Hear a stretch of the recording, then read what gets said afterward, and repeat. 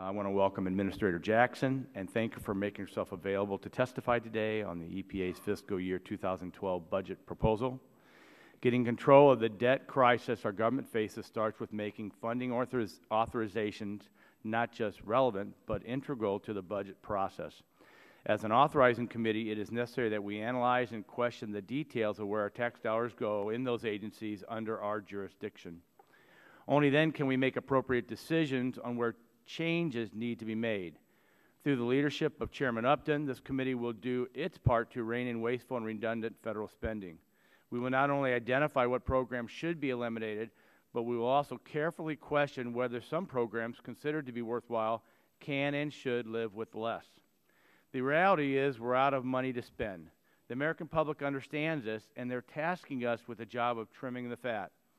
While the proposed budget does represent a decrease from last year, it still spends $2 billion more than just a few years back under the previous administration.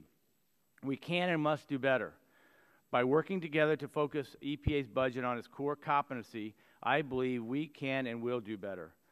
This will mean making tough decisions in some cases. These decisions are made easier when we put them in perspective of what our deficit and debt mean to the economy. There is no better way to promote Americans' resurgence than providing a common-sense regulatory climate that fosters certainty and eliminates unnecessary and burdensome regulations. Many regulations can have devastating impacts on industries, wasting millions in public and private dollars in the process. One example is the greenhouse gas rules rejected by the last Congress, in no small part because of the uncertainty they create. This uncertainty ultimately stifles job creation and energy expansion. Yet the administration moved forward on this rule, seeking nearly $100 million in fiscal year 12 to do so. As we found in last month's hearing on regulations, jobs, and the economy, it doesn't have to be one broad regulation to wreak havoc on the economy. Small business owners regularly find themselves subject to an increasing number of overly burdensome regulations. Without the expertise or staff to navigate through the mandates, costs for entrepreneurs skyrocket, leaving little capital left for expansion and new hires.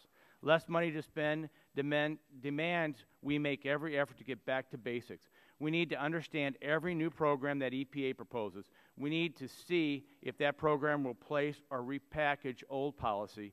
We need to justify programs based on the severity of the national need.